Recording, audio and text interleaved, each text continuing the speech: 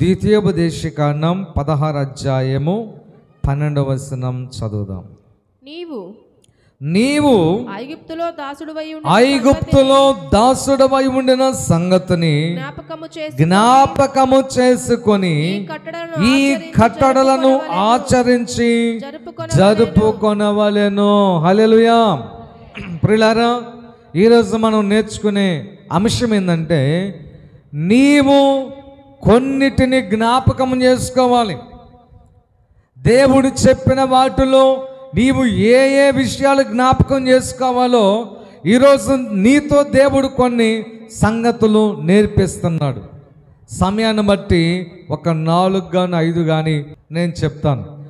ఏ ఏ విషయాలు మనము ప్రతిరోజు జ్ఞాపకం ఉంచుకోవాలో దేవుడు ఈరోజు మనతో మాట్లాడుతూ ఉన్నాడు. హల్లెలూయా, స్తోత్రం చెప్పండి ఒకసారి. మొట్టమొదటిది, నీవు దాసుడవై ఉన్న సంగతిని జ్ఞాపకము చేసుకొనుము. ఏ విషయం జ్ఞాపకం చేసుకోవాలి? చెప్పాలి గట్టిగా. ఏ విషయము? దాసుడుగా ఉన్న సంగతి. ప్రియమైన దేవుని బిడ్డలారా, ఇశ్రాయేలు ప్రజలు తన యొక్క పితరుడైన అబ్రహాము చేసిన ఒక్క చిన్న తప్పు వల్ల తన జనాంగము 430 సంవత్సరాలు ఐగుప్తు దేశములో బానిసలుగా ఉన్నారు, దాసులుగా ఉన్నారు, దాసత్వాన్ని అనుభవించారు. మన జీవితాల్లో కూడా కొన్నిసార్లు ఈ చిన్న తప్పే కదా, ఈ చిన్న పొరపాటే కదా అని చెప్పి సమర్థించుకోవడానికి, ఆ తప్పు చేయడానికి ధైర్యం చేస్తాం.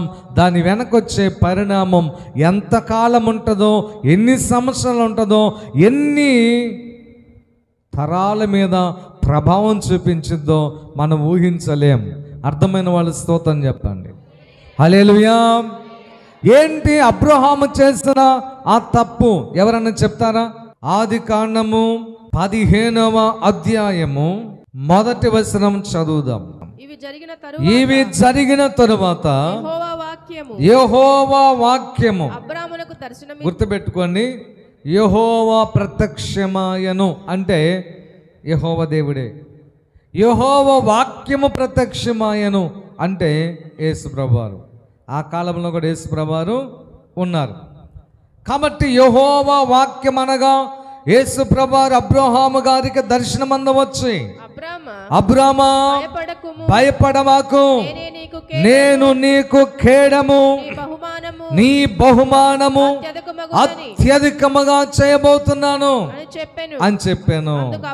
అప్పుడు అబ్రహాం అన్నాడు, యెహోవా, నీవు నాకు ఏమిచ్చినా ఏమయ్యా, నాకు సంతానము లేదు కదా, నా పనివాడే నా ఆస్తికి వారసుడు అవుతాడు కదా అని చెప్పగా, యెహోవా వాక్యం అతని యొద్దకు వచ్చి, ఇతడు నీకు వారసుడు కాడు, నీ గర్భవాసమున పుట్టబోచున్నవాడు నీకు వారసుడగును. చాలండి. ఈ వాగ్దానము యెహోవా వాక్యమైన యేసు ప్రభువారు అబ్రహాముకు దర్శనం అందొచ్చి ప్రత్యక్షమై చెప్పినప్పుడు అబ్రహాము నిద్ర మేలుకొని ఏం చేశాడంటే, దేవుడు తనను దర్శించుట కొరకై, దేవుని యొక్క వాగ్దానమును స్థిరపరచుట కొరకై ఆయన ఒక చిన్న పని చేస్తున్నాడు. ఏంటా పని అంటే, దేవుని సన్నిధిని ఆస్వాదించడానికి దేవునికి ఒక బలిని అక్కడ ఏర్పాటు చేశాడు. చూడండి 8వ వచనం. అతడు ప్రభువైన యెహోవా, నేను దీన్ని స్వతంత్రించుకొనిదనని నాకెట్లు తెలియననగా, అప్పుడు దేవుడు చెప్తున్నాడు, 3 సంవత్సరాల ఒక ఆవు దూడను, 3 సంవత్సరాల ఒక మేకను, 3 సంవత్సరాల పొట్టేలును, ఒక తెల్ల గువ్వను, ఒక పావురపు పిల్లను నా యొద్దకు తెమ్మని చెప్పాను. అతడు అవన్నీ తీసుకొని వాటిని నడుమకు ఖండించి దేని ఖండమును దాని ఖండమునకు ఎదురుగా ఉంచెను. పక్షులను అతడు ఖండింపలేదు. ఖండించిన ఆ కళేబరముల మీద గద్దలు వ్రాలినప్పుడు అబ్రహాము తోలివేసెను.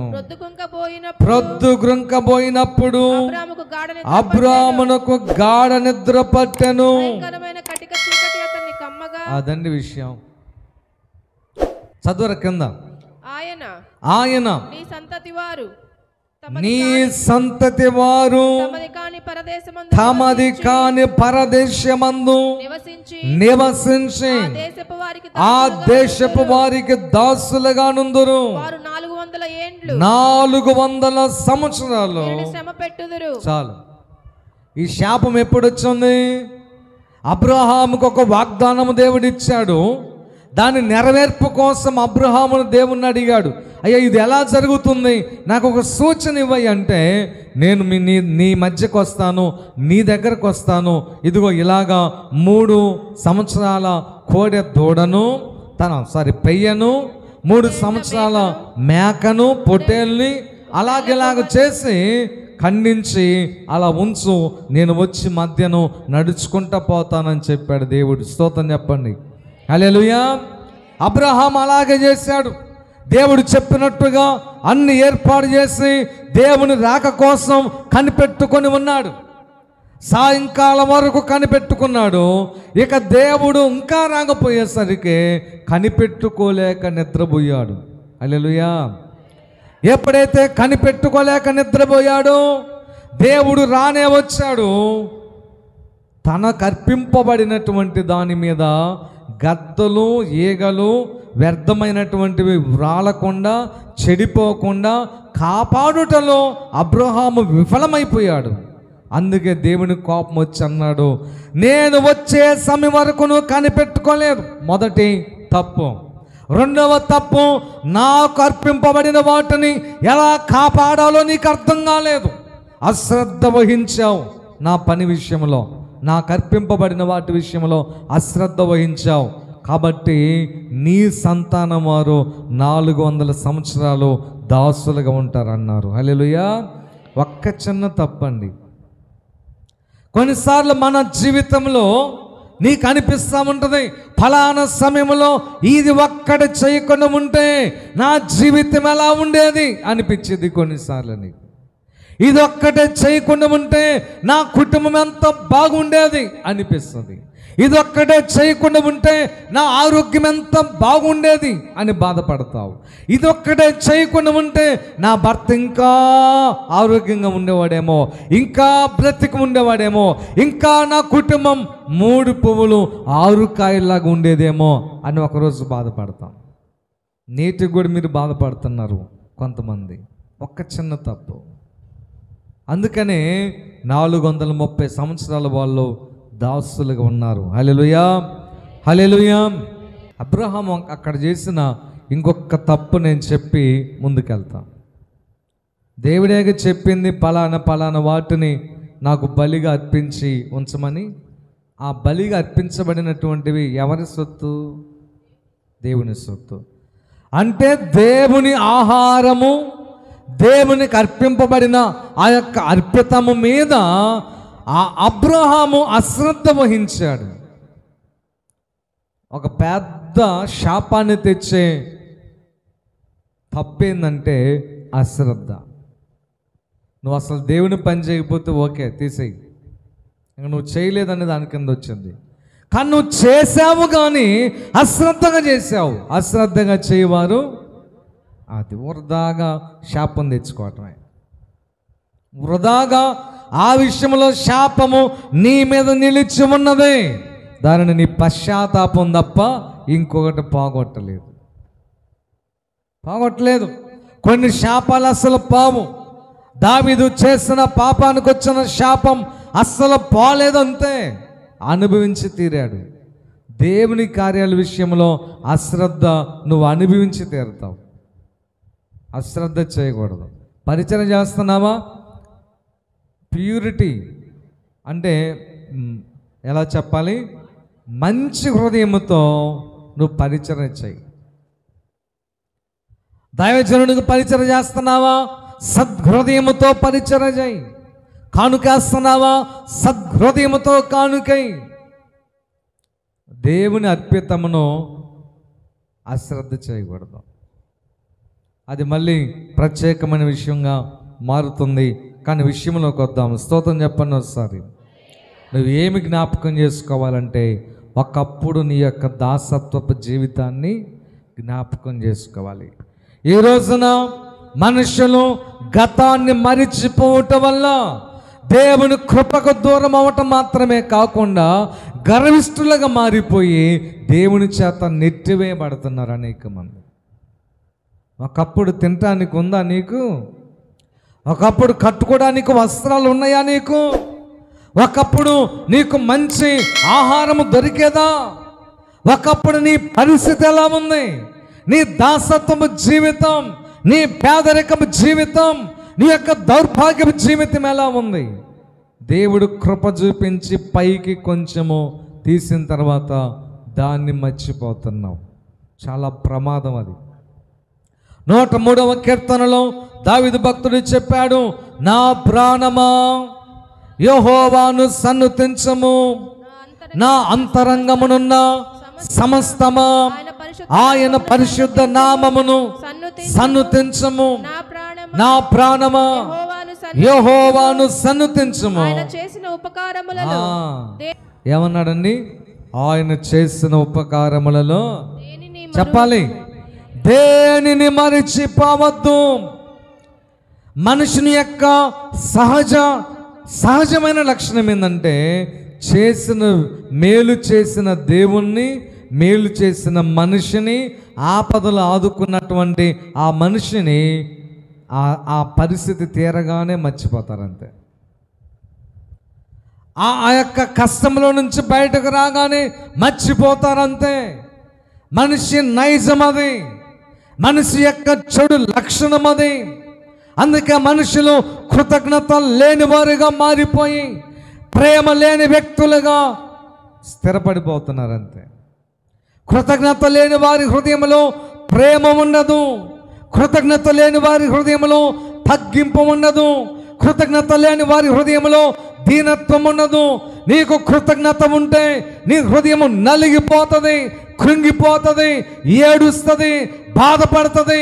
అయ్యో, నేను ఒకప్పుడు దాసుడిగా ఉన్నాను, ఒకప్పుడు దాసురాలుగా ఉన్నాను, ఒకప్పుడు ఈ పని చేసేవాడిని, ఒకప్పుడు ఈ పని చేసేవాడిని, ఒకప్పుడు మా పితరులు ఆ స్థాయిలో ఉన్నారు, ఈ స్థాయిలో ఉన్నారు, ఈ స్థితిలో ఉన్నారు, ఇప్పుడు ఈ స్థితి ఇచ్చింది ఎవరు చెప్పండి? ఆ పరిస్థితిని జ్ఞాపకం చేసుకుంటారు. అందుకే దేవుడు అనేక సందర్భాల్లో దేవుడు ఈ మాట చెప్తా ఉన్నాడు. అదే ద్వితీయోపదేశకాండము 8వ అధ్యాయములోకి రండి. 12వ వచనం చదువుదాం ఒక్కసారి. 8వ అధ్యాయము 12వ వచనం. మంచి ఇండ్లు కట్టించుకొని వాటిలో నివసింపగా నీ పశువులు నీ గొర్రె మేకలు వృద్ధిలోకి వచ్చి నీకు తద్వారా వెండి బంగారం వస్తువులు విస్తరించి నీకు కలిగినదంతయు వర్ధిల్లిన తర్వాత నీ మనసు మదించి ఒకరోజు ఇలాగే కోటాలు జరుగుతూ ఉన్నాయి. కోటాలు జరుగుతూ ఉంటే చాలామందిని ఆ చుట్టుప్రక్కల వారిని ఆహ్వానించడానికి ఆ స్థానిక పాస్టర్ గారు వెళ్ళాడు. కోటాలు జరుగుతున్నాయి, పెద్ద ఒక ఆయన వస్తున్నాడు, మీకోసం ప్రార్థన చేస్తాడు, అందరు రండి అని చెప్పి చుట్టుపక్కల వాళ్ళందరినీ పిలుస్తున్నాడు. పిలుస్తుంటే ఒక పేద నిరుపేద ఆయన దగ్గరికి వెళ్ళి, అన్న మీరు కూడా రండి అన్న, వాక్యం విందురు కానీ దేవుడు మేలు చేస్తాడు అంటే ఆయన అన్నాడు, ఏ మేలు చేశాడండి మాకు? ఏ రోజు కూలి ఆ రోజు చేసుకుంటేనే మేము బ్రతుకుతున్నాము, 4 వేళ్ళు నోట్లోకి పోతా ఉన్నాయి. నన్ను ఏమన్నా కోటేశ్వరుని చేశాడు దేవుడు అని నిట్టూర్పు విడిచి ఏడ్చాడంట. అప్పుడు అన్నాడు, రండి బ్రదర్, ఈరోజు రండి, ఒకసారి దేవుని సన్నిధికి రండి, వాక్యమేనండి. అన్న పెద్ద ఆయన చేత వాక్యం సారి ప్రార్థన చేపిస్తాను మీకోసం అంటే వచ్చాడంట. వాక్యం అంతా అయిపోయింది, అందరూ ప్రార్థన చేయించుకుంటామంటే ఈయన కూడా వచ్చాడు. ఏంటయ్య నీ బాధ అంటే, ఇదయ్యా నా పేదరికం, పిల్లలను చదివించుకోవడానికి ఇష్టం ఉంది కానీ ఫీజులు కట్టే శక్తి లేదు, మంచి ఆహారం తినాలని ఆశ ఉంటుంది కానీ ఎప్పుడు ఆ పచ్చడి మెతుకులు తప్ప ఏమీ లేవు నా దగ్గర, మంచి ఇల్లు కట్టుకోవాలని ఆశ ఉంటుంది కానీ ఆ పూరిళ్ళు తప్ప ఇంతవరకు నేను 4 రేకులు కూడా వేసుకోలేకపోయాను. సరే నేను నీ కొరకు ప్రార్థన చేస్తాను, దేవునికి నమ్మకంగా ఉంటావా, నమ్మకంగా ఆయన సన్నిధికి వస్తావంటే ఖచ్చితంగా వస్తాను సార్ అన్నాడు. ప్రార్థన చేయి, ప్రార్థన చేస్తా, మోకరించు. ఇంకా దేవుని నమ్ముకుంటావుగా, నమ్ముకుంటా. బాప్తిస్మం పొందుతావా? పొందుతాను. ప్రతి ఆదివారం ప్రార్థనకు వస్తావా? ఆదివారం ఏం కర్మ అండి, మన పాటర గారిని వదిలిపెడతానా నేను? మన పాటర గారిని అసలు వదిలిపెట్టను. మధ్యలో ఎప్పుడు ప్రార్థన జరిగిన ముందు నేనే ఉంటా. ఇదే మాట మీద నిలబడతావా? నిలబడతా. మోకరించు. ప్రభువా ఈ సహోదరుని జ్ఞాపకం చేసుకొని ఆశీర్వదించి వృద్ధి పొందించయ్యా, ఆమేన్. సంవత్సరం తిరిగి వచ్చింది. దేవుడు బిడ్డలను ఆశీర్వదించి తాను చేస్తున్న పనిలో దీవెన కలుగు చేసి బిడ్డలు పెద్దవాళ్ళు ఉన్నట్లుగా ఉద్యోగాలు సంపాదించుకునేటట్లుగా ప్రభు బలపరిచాడు. స్తోత్రం చెప్పండి గట్టిగా. హల్లెలూయా. తాను చేస్తున్న పనిలో దీవెన, పొలాల్లో దీవెన, గేదెల్లో దీవెన, తన భార్య కష్టంలో దీవెన వెరసి దేవుని మహాకృపలో సంవత్సరం తిరిగేలోపే జీవితం మారిపోయిందంట. హల్లెలూయా, హల్లెలూయా. ఇంట్లో ఒక ట్రాక్టర్ ఒకటి వచ్చింది, బైక్ వచ్చింది, పిల్లల చదువులు బాగుందంతా, ఉద్యోగాలు వచ్చినాయి. మరుసటి సంవత్సరం పిల్లలకు పెళ్ళిళ్ళు చేశారు. 3వ సంవత్సరానికల్లా మనవళ్ళు మనవరాళ్ళు వచ్చారు. ఇల్లంతా కలకలకలగా ఉంది. అయ్యగారు మళ్ళా 2 సంవత్సరాల తర్వాత 3వ సంవత్సరం వచ్చాడంట. వచ్చి అయ్యా నేను 2-3 సంవత్సరాల క్రితం ఒక ఆయన నా కాడకు వచ్చి ప్రార్థన చేయించుకున్నాడు, చాలా పేదవాడు అన్నాడు, ఆయన నమ్మకంగా ప్రార్థనకు వస్తున్నాడా? లేదండి, రావట్లేదండి. ఎందుకు రావట్లేదు? అలాగే ఆయన స్థితి ఉందా? లేదండి, ఆయన స్థితి అంతా మారిపోయింది. పిల్లలు పెద్దవాళ్ళు అయిపోయారు, పిల్లలకు ఫీజులు కట్టుకునే శక్తి దేవుడిచ్చాడు, పిల్లలకు ఉద్యోగాలు వచ్చినాయి, వివాహాలు జరిగినాయి, మనవళ్ళు మనవరాళ్ళు వచ్చారు, ఇంట్లోకి బైక్ వచ్చింది, ఇంట్లోకి ట్రాక్టర్ వచ్చింది. అసలు ఎప్పుడు అడిగినా సరే ఏడ కుదురుతుంది పాటర్ గారు, ప్రార్థన చేయండి అని ఒక 10 రూపాయలు కానుకిచ్చి పంపిస్తున్నాడు కానీ చర్చికి అయితే రావట్లేదు. మళ్ళీ అడిగావా? ప్రతి సంవత్సరం కూటాలకు అడుగుతాను, ప్రతి ఆదివారం సాయంత్రం వెళ్ళి అడుగుతాను. ఒకటే మాట, కుదరట్లేదు పాస్టర్ గారండి, కుదరట్లేదు. నేను వచ్చానని చెప్పు. వెళ్ళాడంట. నీకు 3 సంవత్సరాల క్రితం ప్రార్థన చేశాడే పెద్దయ్య గారు, ఆయన వచ్చాడు, నిన్ను పిలుస్తున్నాడు. అర్థమవుతున్న వాళ్ళు స్తోత్రం చెప్పండి. హల్లెలూయా. పిలుస్తున్నాడు. ఓకే వస్తా, కానీ ఈరోజు కుదరదండి, వస్తానని చెప్పు. 3వ రోజు 2వ రోజు వస్తా. ఫస్ట్ రోజు రాలా, 2వ రోజు రాలా, 3వ రోజు వచ్చాడు. అది కూడా చివర్లో వచ్చి, అయ్యగారు మీరు వచ్చారని వచ్చానండి, లేకుంటే వచ్చామని కాదండి, కుదరట్లేదు. ఆ భగవంతుడు యేసు ప్రభువు హృదయం వల్ల, నీ ప్రార్థన వల్ల, నీ చేతి చలవ వల్ల ఈరోజు నీ స్థితిలో ఉన్నానని పొగడ్త మొదలుపెట్టాడు. ఎవరికి కావాలి నీ పొగడ్తలు? ఎవరికి కావాలి? నీ హృదయం దేవునికి కావాలి, నువ్వు మోకరించడం దేవునికి కావాలి, నువ్వు దేవుని సన్నిధిలో కనమట్టం కావాలి కానీ ఒట్టి పొగడ్తలు ఎవరికి కావాలా? మరి ఇప్పుడన్నా వస్తావా? కుదరట్లేదు అయ్యగారు, ఎందుకు రానండి? దేవుడు కుదిరేటట్టు చేస్తే వస్తావా? ఎందుకు రానండి? సరే ఓకే, మోకరించు. అమ్మా నాకెళ్ళి చూడాలి ఏం చేశాడు. ఇప్పుడు మోకరించు, ప్రార్థన చేస్తా. ప్రభా మా సహోదరుడు మీ దయ వల్ల ఈ స్థితిలోకి వచ్చాడు, తద్వారా కృతజ్ఞత, సంతోషము, దేవుని పట్ల అంకిత భావం కోల్పోయి ఏం చేశాడు? మనస్సు మదించి దేవుని సన్నిధికి రావడానికి కుదరట్లేదని అతి భయంకరమైన మాట అన్నాడు. కుదిరేటట్టు చేయి ప్రభువా, ఆమేన్. స్తోత్రం చెప్పండి ఒకసారి. మళ్ళీ సంవత్సరం తిరిగి వచ్చేలేపు ట్రాక్టర్ పోయింది. ఎలీషా ట్రాక్టర్ పోయింది. తర్వాత పెద్దోడు ఫోన్ చేశాడంట, నానా ఇంటికి వస్తున్నా. ఏమైందిరా నీకు? మా కంపెనీ ఎత్తేసారా? అందుకే వాక్యం నాకు మాట ఉంది. హెచ్కెల్ గ్రంథం 17వ అధ్యాయము 24వ వచనం. 17:24 దాని కొమ్మల నీడను అవి దాగును మరియు యెహోవా నగుండేనే ఘనమైన చెట్టును బాగా వినాలి, జాగ్రత్తగా వినాలి. ఘనమైన చెట్టును, అబ్బాయి వినండి, ఘనమైన చెట్టును నీచమైన చెట్టుగాను, నీచమైన చెట్టును ఘనమైనది గాను చేయువాడను. పచ్చని చెట్టు ఎండిపోయేటట్లుగా, ఎండిన చెట్టు వికసించేటట్లుగా చేయువాడను. భూమి యందుండు సకలమైన చెట్లకు తెలియబడును. ఏం చేస్తాడంటే యేసయ్య, అమ్మా స్తోత్రం చెప్పండి, ఏం చేస్తాడు యేసయ్య? ఘనమైన చెట్టును నీచమైన చెట్టుగా, నీచమైన చెట్టును ఘనమైన చెట్టుగా చేయగలడు ఆయన. ఇంకా ఏమన్నాడు? ఎండిపోయిన చెట్టుని అప్పుడప్పుడే వికసించేటట్టు చేస్తాడు. వికసించిన చెట్టును ఎండిపోయేటట్టు చేయగలడు. ఆయన సృష్టికర్త అయిన దేవుడు. హల్లెలూయా. ఎవరితో నువ్వు దోబూచులాడినా దేవునితో దోబూచులాడవద్దు. ఎవరితో నువ్వు జోకులు వేసినా దేవునితో జోకులు వేయకూడదు. ఒకే ఒక భయంకరమైన మాట ఏంటో తెలుసా? దేవుని పరిచయం చేయడానికి నేను తగననేది మంచిది, కానీ నేను చేయవచ్చునా ప్రమాదం. దేవుని సన్నిధికి దీనమైన హృదయంతో రావడం మంచిది, కానీ నేను దేవుని సన్నిధికి రావడానికి కుదరట్లేదు.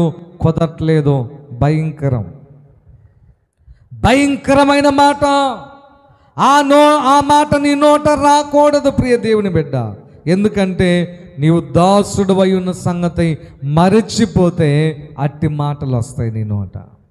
హల్లెలూయా. స్తోత్రం చెప్పండి గట్టిగా, హల్లెలూయా. ఒక ధనవంతుడు, వినాలి జాగ్రత్తగా, ఒక ధనవంతుడు రైలు దిగి నడుచుకుంటూ పోతున్నాడు. చొక్కా లేనటువంటి నిక్కరు లాగుగోడి చినిగిపోయి రంధ్రాలు ఉన్నటువంటి ఒక చిన్న అబ్బాయి వచ్చి, సార్ మీ సూట్ కేసు మొత్తాను ₹2 ఏంటి సార్ అని అడిగాడు. సరేరా తీసుకో అని చెప్పి ఇచ్చాడు. ఇచ్చిన తర్వాత మాట కలుపుతూ, ఏరా ఏం పేరు? నా పేరు పలానా. ఏ ఊరు? పలానా. అమ్మా నాన్న ఏం చేస్తారు? తెలియదు సార్. నాకున్నారో లేరో కూడా తెలియదు. చనిపోయారో ఉన్నారో లేరో కూడా తెలియదు. అలాగా మీరు చదువుకోవాలని ఆశ రాలేదా నీకు? ఉందా సార్. అందరిలాగా బూట్లు వేసుకొని టై కట్టుకొని ప్యాంటు చొక్క వేసుకొని బడికి పోవాలని ఆశ ఉంది, కానీ నన్ను ఎవరు చదివిస్తారండి? ఓకే నేను చదివిస్తాను, నా దగ్గరికి వస్తావా? వస్తా సార్. వచ్చాడు. 12 సంవత్సరాల వయసులో ఆ పిల్లోడు ఆ ధనవంతుని ఇంట్లో అడిగిపెట్టాడు. ఆ ధనవంతుడికి ఇంకెవ్వరు లేరు. కోట్ల ఆస్తి ఉంది, ఎన్నో ఫ్యాక్టరీలు కంపెనీలు ఉన్నాయి, కానీ ఎవరు లేరు. లక్కు కొట్టాడు, కొడుగ్గా మారాడు, వివాహ వయసు వచ్చింది. స్తోత్రం చెప్పండి గట్టిగా. చదివించాడు, పెద్ద చేశాడు, రూపం మారిపోయింది, రంగు మారిపోయింది, ఆచరణ విధానం మారిపోయింది, క్రమశిక్షణ మారిపోయింది, భాష మారిపోయింది. సూటు బూట్ వేస్తున్నాడు, నడుచుకుంటా పెంట మీద తిరిగే కారులో తిరుగుతున్నాయి. పరిస్థితి అంతా చేంజ్ అయిపోయింది. ఒక రోజున వాళ్ళ నాన్న మంచం మీదంట మల్లెపూలు పరిచాడంట. నా కొడుకు రేపు వారసుడు ఈడే కదా, నన్ను బాగా ప్రేమిస్తున్నాడు, ఈడు తప్ప ఎవరున్నారని చెప్పి ఆ డబ్బుతో మంచి విలువైన సువాసనిచ్చే మల్లెపూలు కొని ఆ పరుపు మీద పరుచుకుని డాడీ మమ్మీ ఈడు పడుకున్నారంట. ఆ పెద్ద హాల్లో, ఆ బెడ్రూమ్లో. అన్నాడంట, డాడీ ఈ మల్లెపూలు నా బాడీకి గుచ్చుకుంటున్నాయి డాడీ అన్నాడంట. ఏమన్నాడంట? మల్లెపూలు అంట వాడి బాడీకి గుచ్చుకుంటున్నాయి అంట. అంతకుముందు రైల్వే స్టేషన్లో ఏం గుచ్చుకోలేదేమో పాపం. అయ్యా, రైల్వే స్టేషన్లో దుమ్ము దుకాణం గుచ్చుకోలేదేమో. అక్కడ ఎవడో ఈడికే సిరుముల పడుకోబెట్టాడా? చినిపోయిన ప్యాంట్ వేసుకొని చినిపోయిన లాగులు అన్నీ కనబడుకుంటా. జాగ్రత్త, స్థితి మారినాక మాట మారకూడదు. స్థితి మారచ్చు, మంచిదే. ఎందుకంటే నీ స్థితి మార్చడం యేసయ్యకి ఇష్టం. హల్లెలూయా, హల్లెలూయా. అప్పుడు అనుకున్నాడంట వాళ్ళ డాడీ, అరే మల్లెపూలు నీ బాడీ గుచ్చుకుంటున్నాయా? అంత శుతిమెత్తనంగా నిన్ను పెంచడము నేను చేసిన తప్పు. మళ్ళా నిన్ను బురదలో తిప్పితే నీ పాత దాసత్వపు రోజులు గుర్తొస్తాయి. నిన్ను మరలా ఏ ఏరియాలోనైతే నువ్వు తిరిగి అవన్నీ కాగితాలు ఏరుకుంటూ ఎవరన్నా రూపాయి 10 రూపాయలు ఇస్తే బ్రతికి వాళ్ళ మూటలు మోయాలని ట్రై చేసావో అదంతా నీకు అర్థమయ్యేటట్టుగా చూపించకపోతే ఈ ఆస్తి అంతా రేపు నీ పేరున పెడితే నువ్వు మనుషులను పురుగుల్లాగా చూసి ఈ ఆస్తిని వ్యర్థం చేస్తావు. చూసావా? ఒక్కసారిగా తీసివేశాడు సమస్తం. సూటు బూటు తీసివేశాడు, అన్నం పెట్టే విధానం తీసివేశాడు. ఏ శరీరంలో పడుకోవలసిన వాడిని ఆరు బయట ఒక చిన్న చాపిచ్చి పడుకోబెడుతున్నాడు. ఏంది డాడీ అంటే, ఇది నీ కోసమే. స్తోత్రం చెప్పండి గట్టిగా. హల్లెలూయా, హల్లెలూయా. నువ్వు దాసుడవై ఉన్న సంగతి జ్ఞాపకము చేసుకొనుము. ఏం చేసుకున్నాము? దాసుడవై ఉన్న సంగతి జ్ఞాపకము చేసుకున్నాము. ఒక చిన్న మాట గుర్తొచ్చింది, అది కూడా చెప్తాను నేను. ఇది సందర్భం అయి ఉండొచ్చు, కాకపోవచ్చు. ఒక గ్రామములో ఒక పేద కుటుంబం ఉంది. పేద కుటుంబం ఉంటే ఆ పేద కుటుంబం ఏదో కూలీనాలు చేసుకొని బ్రతుకుతూ ఉంది. పిల్లల్ని చదివిస్తున్నారు. ఒక్క కూతురు. అమ్మాయి బాగా చదువుకుంది, ఒక మంచి ఉన్నతమైన స్థితిలోకి ఎదిగింది. పల్లెటూరులో ఉంటేనేమో ఆ చెప్పులు వేరు, చెప్పండి, ఆ జడ వేరు, మెయింటెనెన్స్ వేరుగా ఉంటుంది. టౌన్లోకి వెళ్తే ఆడపిల్లలైన మగపిల్లలైన ఆటోమేటిక్గా కల్చర్కి మనం చేంజ్ అయిపోతాం. ఓకే, తప్పని నేను పట్టను, అసలు తప్పు పట్టట్లేదు. కానీ నేను మొదటి నుంచి చెప్పేది ఏంటంటే, చెప్పండి, ఏ స్థితిలో నుంచి వచ్చావో అది మర్చిపోకూడదు, అది మర్చిపోకూడదు. ఒకరోజున్న వాళ్ళ నాన్న ఆ పాపని చూడాలని ఆశతో వెళ్ళాడంట. రకరకాల పిండి వంటలు ఇంటి దగ్గర తయారు చేసుకొని, తల్లి చనిపోయింది కాబట్టి తల్లి తండ్రి సమస్తం తానేగా తన కూతురు పట్ల ఆ ప్రేమను చూపిస్తూ పెంచుతూ ఉంటే, తల్లి చనిపోయింది కదా మధ్యలో, ఈ తండ్రి చూసి ఆ రోజుల్లో ఫోన్ లేవుగా, వెళ్ళి పలకరించి చూసొద్దాం, నా కూతుర్ని చూడగా చాలా రోజులైందని చెప్పి ఆ కాలేజ్ దగ్గరికి వెళ్తే వాళ్ళ కూతురు లోపల ఉంది. ఫ్రెండ్స్ చూశారంట, ఎవరు తాతయ్య, ఎవరు కావాలి నీకు? అమ్మా, పలానా అమ్మాయి, పేరు గల అమ్మాయి లోపల ఉందా? ఏమవుతుంది నీకు? నా కూతురమ్మా. మీ కూతురా? ఎందుకంటే అరిగిపోయిన చెప్పులు, మధ్యలో రంధ్రాలు ఉన్న చెప్పులు, పంచకట్టు, ఆ మీసాలు, తలక నూనె లేకపోవడం, దరిద్రంగా ఉన్నాడు ఈయన. కానీ ఈ చేతిలో ఒక క్యారేజ్ ఉంది, ఈ చేతిలో ఒక క్యారేజ్ ఉంది. చూసావా? వాళ్ళ కూతురు లోపల నుండి చెప్పారు, ఏవై మీ నాన్న వచ్చాడే అని చెప్పారు. ఫ్రెండ్స్, మా నాన్న రావటం ఏంటి? అవును, మీ నాన్నే. నీ పేరు చెప్పాడు, మీ ఊరు చెప్పాడు, అన్ని కరెక్ట్గానే చెప్పాడు. అవునా, సరే పదా అని బయటకు వచ్చి చూసరికి వాళ్ళ నాన్నే.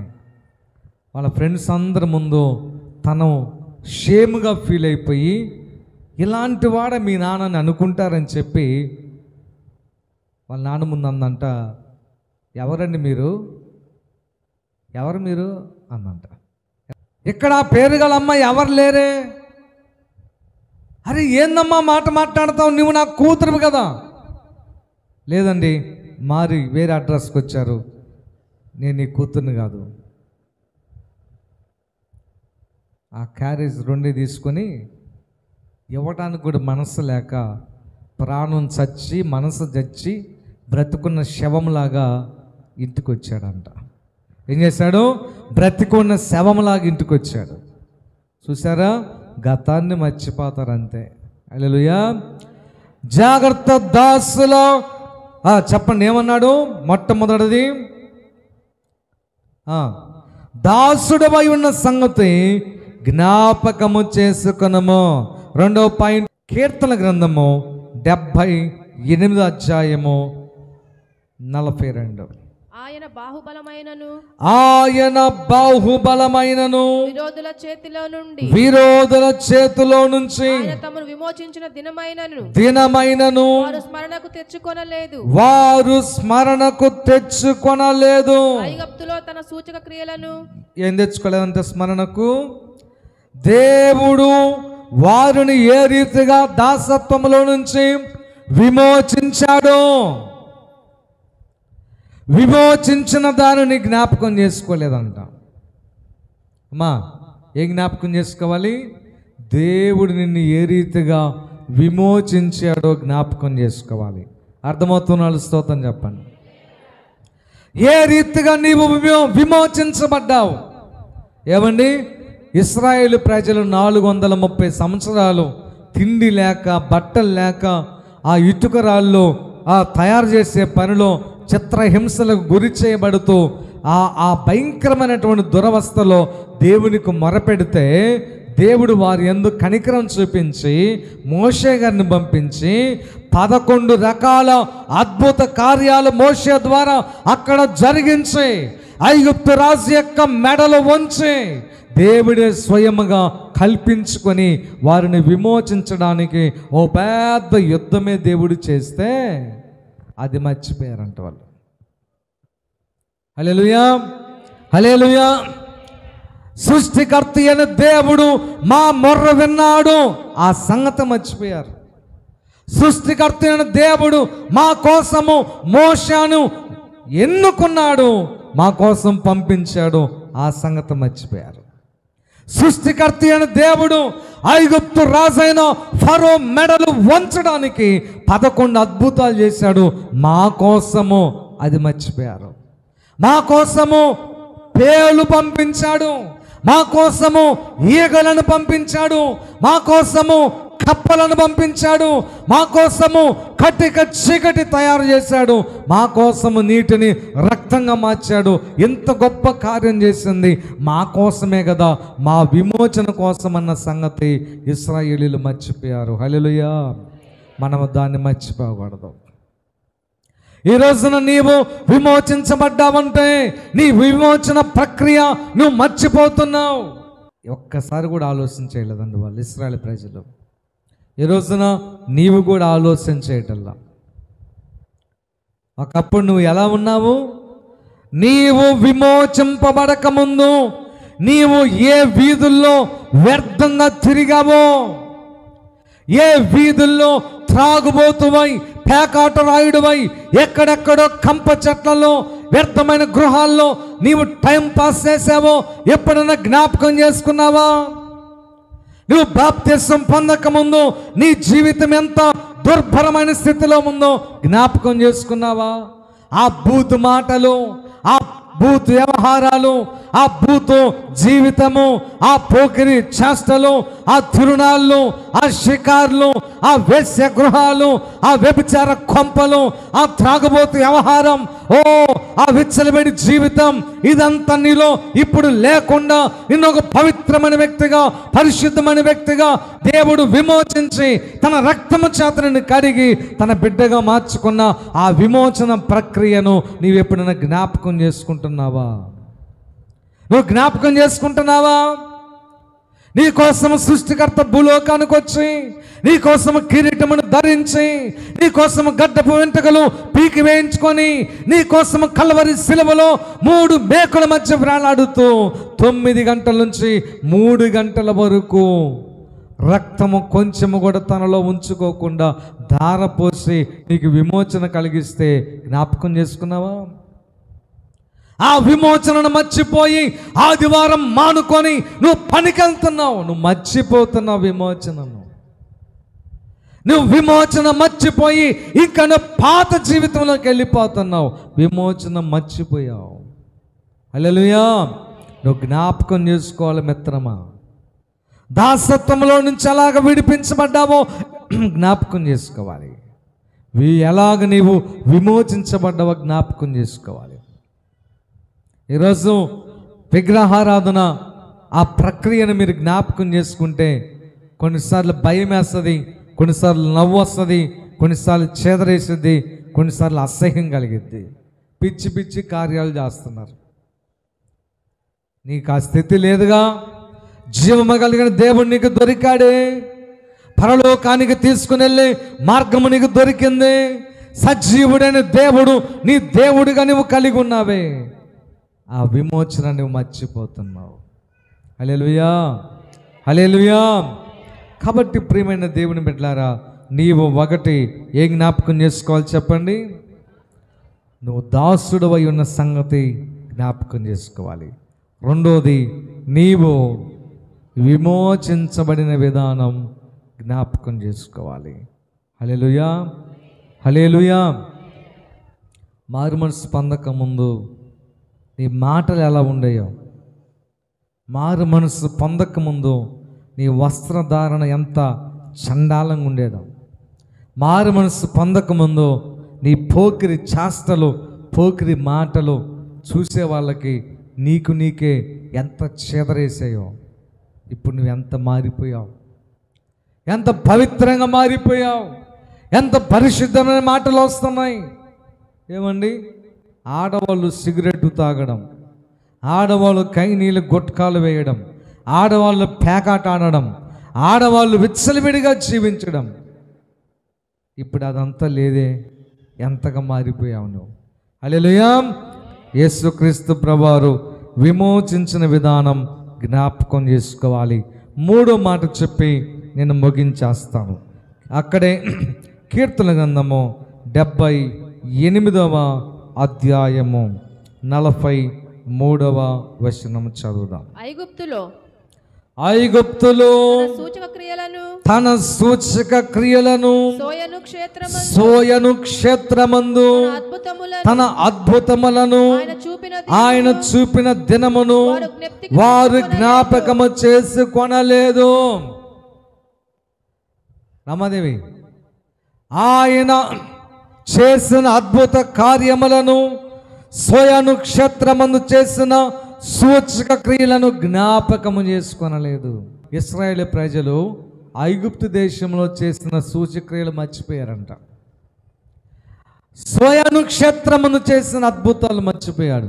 సోయను క్షేత్రం అంటే ఐగుప్తు దేశంలోనున్న పురాతనమైన పట్టణములలో ఒక పట్టణము సోయను అనే పట్టణం.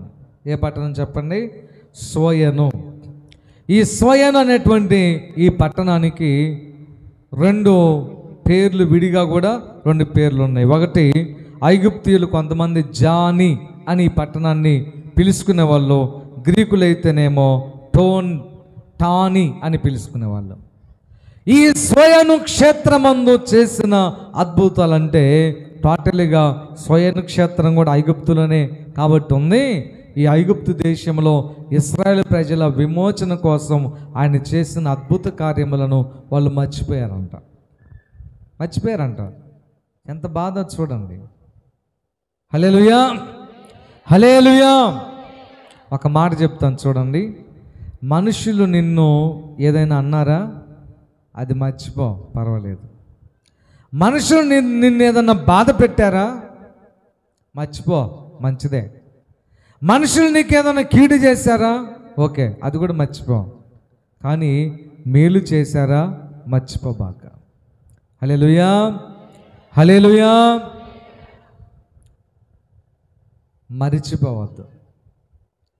మరచిపోవుట అనేటువంటి గర్వపు ఆత్మ ఏ వ్యక్తినైతే పట్టుకుంటుందో ఆ వ్యక్తి అంత గంట క్రితం చేసిన మేలు కూడా వాళ్ళు జ్ఞాపకం చేసుకోరు. వెంటనే అనేస్తారు, బో చేసావులే, బో చెందావులే, పోవయ్యా, పోవమ్మా, చూసుకుందాం. బీ కేర్ఫుల్ అలాంటి మనుషుల విషయంలో చాలా జాగ్రత్తగా ఉండాలి. పందులు ఎదుట మీ ముత్యములను వేయబాకండి. అలాంటి వాళ్ళకి ఎంత మంచి చేద్దామన్న వేస్ట్ అంతే. ఎందుకంటే పందులు ఎదుట నీవు శ్రేష్టమైనటువంటి ముత్యములను తీసుకొని వెళ్ళి వేస్తే పందులంట వాటిని ముట్టితో చెప్పండి తొక్కి, కాళ్ళతో తొక్కి, బురదలో నెట్టి వేసిన వ్యక్తిని చీల్చేస్తాయంట. వాక్యంలో ఉందన్నమాట. అంతే. మేలు కీడులను వివేచించే జ్ఞానము దేవునికి ఇచ్చినప్పుడు ఎలాగ విమోచించాడో జ్ఞాపకం చేసుకో. దాసత్వపు జీవితాలను జ్ఞాపకం చేసుకో. తర్వాత చేసిన అద్భుత కార్యములను జ్ఞాపకం చేసుకో. స్తోత్రం చెప్పండి ఒకసారి. నేను ముగింపులోకి వస్తున్నాను. మీరెవరు చేతులు ఎత్తొద్దు. నా వైపు చూసి మీ మనసులో మీరు చెప్పుకోండి, ప్రార్థనకు వచ్చినప్పటి నుంచి నీ జీవితంలో ఈ అద్భుతాలు దేవుడు చేయలేదా? ఎన్ని అద్భుతాలు దేవుని చేత పొందుకొని కూడా దేవుడు ఇంకా ఏం మేలు చేయలేదని నీవు ఇతరులతో మాట్లాడుతున్నావంటే నీకంటే గర్వపు వ్యక్తులు ఎవరైనా ఉన్నారా? నీకంటే గర్వపు పోతులు ఎవరైనా ఉన్నారా?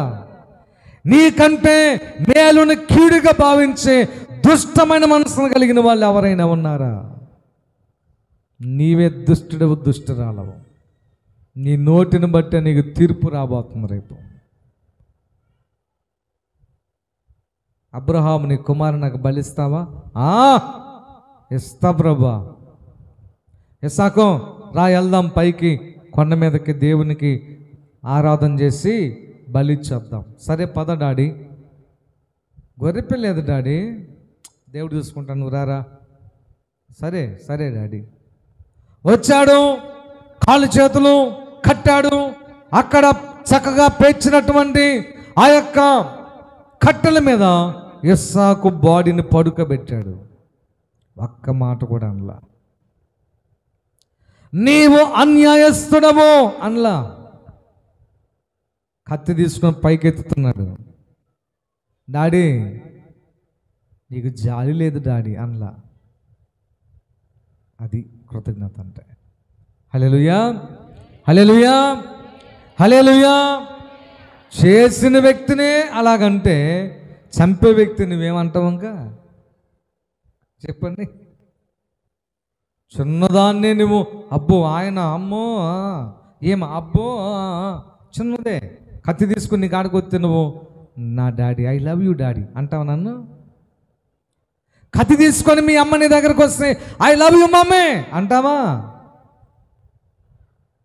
అదండి విధేయత అంటే, కృతజ్ఞత అంటే అది. స్తోత్రం చెప్పండి గట్టి. హల్లెలూయా, హల్లెలూయా. ఒక్క మాట కూడా దేవునికి ఎదురు చెప్పలేదు. ఒక్క మాట కూడా తండ్రి అయిన అబ్రహాముకి ఎదురు చెప్పలేదు. ఎందుకెలా చేశావు, ఎందుకెలా చేస్తున్నావు అని ఒక్క మాట కూడా అనలేదు. నోటి మాటతో కూడా నీవు ఎదురు మాట్లాడకూడదు, పాపం చేయకూడదు. నోటి మాటతో కూడా ఎందుకు ఇలా జరిగింది అనకూడదు. ఎందుకంటే ఏది చేసిన దేవుడు మనకి మేలే చేస్తాడు, మంచే చేస్తాడు. స్తోత్రం చెప్పండి. హల్లెలూయా, హల్లెలూయా, హల్లెలూయా. ఏది నీ జీవితంలో జరిగినా మంచే జరుగుతుంది. అది దేవుడే అనుమతించాడు నీ లైఫ్కి. అంతేగాని నీవు ఎప్పుడు కూడా ఆపోజిట్గా మాట్లాడకూడదు. ఏం చేశాడని దేవుడు, ఏం మేలు చేశాడని దేవుడు. అలాగా నీకు ప్రభు వచ్చి రాత్రుల్లో గొంతు మీద కత్తి పెట్టాడు అనుక ఏం చేస్తాను? కొంత మీద కత్తి పెట్టాడు అనుకో, ప్రభా ప్రభా నువ్వు దేవుడు కాదు, దెయ్యానివి, పిశాసువి, దుర్మార్గుడవు, యేసు ప్రభుని అంటావు నువ్వు అంతే. హల్లెలూయా. ఆయన ఏమి చేసినను ఆయనకు స్తోత్రం. హల్లెలూయా, హల్లెలూయా. కాబట్టి ప్రియులారా, ముగింపులోకి వస్తున్నాను. నువ్వు జ్ఞాపకం చేసుకోవాలి, మొట్టమొదటిది దాసుడువై దాసురాలువై ఉన్న ఆ మొదటి ఆ యొక్క దినములను జ్ఞాపకం చేసుకోవాలి. రెండవది, ఏ రీతిగా విమోచించబడ్డావో ఆ విమోచన ప్రక్రియను, ఆ విమోచనను జ్ఞాపకం చేసుకోవాలి. మూడవది, నీ కోసము దేవుడు చేసిన అద్భుత కార్యాలు, స్వస్థత కార్యాలు, సూచక క్రియలను జ్ఞాపకం చేసుకోవాలి. స్తోత్రం చెప్పండి గట్టిగా. ఒకరోజు ఒక్క మాట గుర్తొచ్చింది, చెప్తాను. నేను సేవకు దేవుడు పిలిచారు నన్ను. సేవకు పిలిచిన తర్వాత నేను ఒక చిన్న సూచక్రియ ప్రభువుని అడగాలని అనుకున్నా మనసులో. ఎందుకు అలాగ అనిపించింది, తప్పో రైటో తెలియదు, కానీ బైబిల్లో గిద్యోను అడిగాడు. కానీ ఎందుకో నాకు కూడా అలాగ అనిపించింది. ఈ మన ఏల్చురు చెరువు గట్టుకు వెళ్ళిపోయి ఒక చెట్టు కింద కూర్చున్నాను. ఆ చెట్టు క్రింద చుట్టూ చీమలే, నల్ల చీమలు, గండు చీమలు, మామూలు చీమలు గుంపులు గుంపులు తిరుగుతా ఉన్నా. నేను ప్రార్థన చేశాను, ప్రభువా నీవే గనక నన్ను సేవకు పిలిస్తే, నేను నీ సేవకునైతే ఒక చిన్న సూచక్రియ అడుగుతున్నాను. నేను ప్రార్థన చేసుకొని ఆమేన్ అంట మధ్యలో, చివరి ప్రార్థన దగ్గర మధ్యలో ఒక్క చీమ కూడా నా దగ్గర ఉండకూడదు, ఈ ఏరియాలో ఒక్క చీమ కూడా నాకు కనపడకూడదని ప్రార్థన చేశా. హల్లెలూయా. నిజమండి, నేను పరిశుద్ధ గ్రంథం పట్టుకొని చెప్తున్నాను. అంటే ఊరక నమ్మేవాళ్ళు యథార్థ పరులు, ఏదైనా ప్రమాణపూర్వకం చెప్తేనే నమ్మేవాళ్ళు నా మీద పెద్ద నమ్మకం లేని వాళ్ళు. అందుకే మీకోసం చెప్తున్నాను. హల్లెలూయా, హల్లెలూయా. బైబిల్ గ్రంథం పట్టుకొని చెప్పాను, ఒక్క సీమ కూడా లేదండి. స్తోత్రం చెప్పండి. ఒక్క సీమ కూడా లేదు. భలే సంతోషపడ్డా, నేను చాలా సంతోషపడ్డా. ప్రభా నన్ను పిలిచావు కదా, నేను ఇంకో సూచక్రియ అని చెప్పి అలాగే చాలా అడిగానులే. వాటిలో ఒకటి. ఇంకొక రోజు అలాగే ప్రార్థన చేసుకుంటామన్న ఒక్కరిని వెళ్ళిపోయాను. ఇప్పుడు ఏం చేస్తున్నారు, సెల్ ఫోన్లో మూతి ముక్కు పెట్టి ఆ సెల్ ఫోన్ చూడటం సరిపోయింది. ఏకాంత ప్రార్థనకి వెళ్దామే, మరి నా పట్ల మీ చిత్తమేందయ్యా, ఉద్దేశమేందయ్యా, నన్ను పిలిచావా లేదా, అసలు ఏం చేయాలి నాకు అర్థం కావట్లేదు, నాకు ఒక సూచన అయ్యా, ఏం అడిగేవాళ్ళు లేరు. ఇప్పుడు పొద్దుగోకులు వ్యర్థమైన ముచ్చట్లో సెల్ ఫోన్ అంతే. వెళ్ళిపోయి ప్రార్థన చేస్తా ఉన్నా. మధ్యలో లేచేళ్ళకి ఒక చెప్పు లేదు, ఒక చెప్పు ఉంది. ఒక చెప్పు లేదు, ఒక చెప్పు ఉంది. ఏంటి ప్రభు అని చూస్తే ఎక్కడ అసలు చెప్పే లేదు. ఆ ఏరియాలో మనుషులే లేరు, చెప్పు తీయటానికి కూడా ఎవరు లేరు. అప్పుడు ఎవరు తీశారండి? పిచ్చి నాయన, మీరు అలాగ చెప్తే అట్లాగే ఉంటారే. దయ్యం వచ్చింది, చీకటి వచ్చి ఆ చెప్పు తీసిపోయింది. అప్పుడేంటి పరీక్ష, అమ్మో అయ్యో అని చెప్పి అక్కడి నుంచి ఆ ఒక్క చెప్పు తీసుకొని, అట్లా ఏమి లేదు. మళ్ళీ అక్కడే మోకరించి ప్రభువా ఆమేన్ అనేళ్ళకే రెండో చెప్పు కూడా దాని పక్కనే ఉండాలని ప్రార్థన చేశాను. హల్లెలూయా. మళ్ళీ మోకరించి చిన్న ప్రార్థన చేసుకొని ఆమేన్ అనేళ్ళకే రెండో చెప్పు దాని పక్కనే ఉంది. ఇలా చాలా చూశాను నేను, ఒకటి కాదు, చాలా అడిగేవాడిని, చాలా ప్రభు చేసేవాడు. ఆ దాన్ని బట్టి హృదయంలో ఒకలాంటి ధైర్యం ఉంటుంది. స్తోత్రం చెప్పండి గట్టి. హల్లెలూయా. కాబట్టి నువ్వు ఈ అద్భుతాల్లో ఏది కూడా మర్చిపోకూడదు. నేను మర్చిపోలేదు కాబట్టి గుర్తొచ్చినప్పుడు మీకు చెప్తున్నా, నా డప్ప కాదు ఇదంతా, నా డప్ప కాదు. మీలో ఒక్కళ్ళైన రోషం కలిగి అన్నకాల జరిగింది మాకెందుకు జరగదని చెప్పి మీ లైఫ్లో కూడా జరిగితే అదే నాకు సంతోషం. స్తోత్రం చెప్పండి ఒకసారి. హల్లెలూయా, హల్లెలూయా. నాకు దేవుడు తెల్లవారుజామున వచ్చి తట్టి లేపేవాడని చాలాసార్లు చెప్పాను కదా. అది చాలామంది ఆలోచన చేశారు, నాకు కూడా జరగాలని. చాలామంది మన బిడ్డల్లో చాలామంది చెప్పారు, అన్నా నా దగ్గరికి దేవుడు వచ్చాడన్న రాత్రి తట్టి లేపాడని చాలామంది చెప్పారు. అది నేనే చెప్పకపోతే మీరు అలా ప్రార్థన చేస్తారా? చేయరు. నాకు జరిగింది మీలో జరిగితే అది నాకు సంతోషం. ఎందుకంటే మీతో దేవుడు ఉన్నాడనేది నాకు అర్థమవుతుంది. మీరు విశ్వాసంలో బలంగా ఉంటారు, అనేకులకు చెప్తారు మీరు దేవుడు ఇలా చేశాడు మా పక్షాన్ని. స్తోత్రం చెప్పండి గట్టి. హల్లెలూయా, హల్లెలూయా. దేవుడు కుడివైపున నాతో ప్రయాణం చేసేటప్పుడు, వాక్యం చెప్పేటప్పుడు, ఎక్కడికైనా వెళ్ళినప్పుడు కుడివైపున ఉండటం జనం చాలామంది చూసేవాళ్ళు.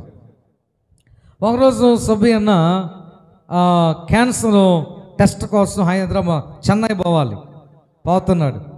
పోతుంటే నేను ఉండి ఈరోజు వద్దులే ఉండు అన్న వాళ్ళు డేట్ ఇచ్చారన్నా, పాకపోతే ఎలాగన్నా, ఏమని కావద్దన్నా, ఆరోగ్యం నాది, నువ్వు అలాగే చెప్తావు, ఒక్క మాట కూడా ఎదురు చెప్పకుండా సరే ఉంటా అన్నాడు. ఇంకేమనలా. ఈరోజు ఉండు, ఒక సాటకు పోవాలి అన్న. సరే ఉన్నాడంతే. ఆయన నేను గొప్ప చేయటం కాదు, కానీ కొంత విధేయత చూపించినప్పుడు దేవుడు దాన్ని మర్చిపోడు. ఇప్పుడు ఎవరికన్నా చెప్పు, 134 ప్రశ్నలు అడుగుతారు నన్ను. 134, ఆ ఒకటే తక్కువ 35కి. ఎక్కడా ప్రార్థన, ఏ టైంకి వస్తాం, ఇప్పుడేనా, అన్నం ఉందా లేదా, అక్కడ బొమ్మ అంటా లేదా, లేదు అక్కడ మాకు ఇష్టం లేదు, ఏడకే ఈ 134. వీళ్ళకి మేము ఆ ఒక్కసారి చూసేది, తర్వాత వీళ్ళు మన మాట వినే రకం కాదు, తీసేయి. హల్లెలూయా. అంతే అన్న వచ్చాడు. వచ్చి క్యాన్సర్ హాస్పిటల్కి వెళ్ళి టెస్ట్ చేయించుకోవాల్సిన వాడు నాతో పాటు వచ్చాడు. అదేదో వెలుగువారిపాలెం అని ఉంది ఒక ఊరు, వెలుగువారిపాలెం. మీకు తెలిస్తే మీరు ఎంక్వైరీ చేయండి. ఆ ఊర్లో ఆలూరి అనే వాళ్ళు ఊర్లో సగం ఉంటారు. ఆ ఊర్లో సగం మా ఇంటి పేరు గల వాళ్ళు. సరే ఆ ఊరు పోయేసరికి పేరు చూశారు, ఆలూరు విజయ్ కుమార్ అని. ఇక ఊరు వచ్చారు మొత్తం.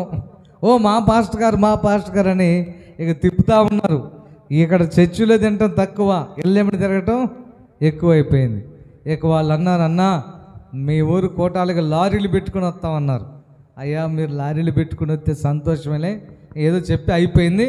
ఆ కోటాల్లో ఒకరోజు వాక్యం చెప్పాను నేను. ఇలాగే వాక్యం చెప్పి వెళ్ళి మంచం మీద కూర్చున్నా, తింటాను ఏదో. సుబ్బి అన్న పక్కనే ఉన్నాడు. నేను స్టేజ్ కాడికి వస్తే నాతో పాటు వస్తాడు. నేను దిగి రాగానే బైబిల్ అందుకో మళ్ళీ నాతో పాటు వస్తాడు. ఇప్పుడు అట్టు కాదు, బైబిల్ నేను తీసుకుని వస్తుంటే వాళ్ళు కూడా వస్తున్నారు. ఎవరు తీసుకునే వాళ్ళు లేరు.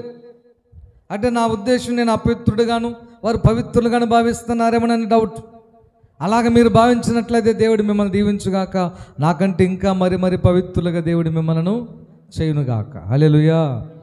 ఒక్కసారి నువ్వు అలా చేసావనుకో, సత్యదాకా నీకు బైబిల్ ఇవ్వను. అంత ఈజీగా అది విజయ్ కుమార్ అంటే. అంత గమనించలేదు అనుకోబాకండి, దేనికి అదే. హల్లెలూయా.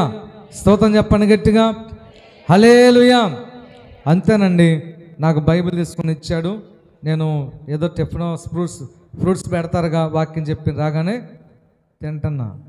పక్కన కూర్చొని ఏడుస్తున్నాడు పెద్దగా. ఏమైంది సుబ్బయ్య, కడుపులో నొప్పి వచ్చిందా, అందులో క్యాన్సర్ కదా, గబుక్కన వద్దన్నాను, ఏమైందా అంటే మాట రామట్లా. పెద్దగా ఉండి పెద్దగా ఏడ్చాడు. గంట సేపు దాకా మాట్లాడలా. నేను భయపడ్డా ఏదో అని. తీరా చెప్పాడు, మీ ప్రక్కన యేసు ప్రభు నేను చూశానన్నా, నా కళ్ళతో చూశానన్నా యేసయ్య అన్నాడు. హల్లెలూయా. మీరు వచ్చి నాకు ఆయన అడగండి. మన సుబ్బయ్య అన్న సంగతి చెప్పాను. మీరు ఆయన అడగండి, అన్ని తెలుసుకునే నమ్మండి, లేకపోతే నన్ను నమ్మాల్సిన పని లేదు. స్వయంగా యేసు ప్రభువుని చూశాడు. ఎదురు చెప్పేవాడికి నీకేం కనబడతాడు యేసయ్య చెప్పు. 14 ప్రశ్నలు, 134 డౌట్లు ఉంటే నా మీద నీకేం కనబడతాడు యేసయ్య? నమ్మితే అలాగ నమ్మాలి. స్తోత్రం చెప్పండి గట్టిగా. ప్రార్థన చేసుకుందాం, కళ్ళు మూసుకోండి.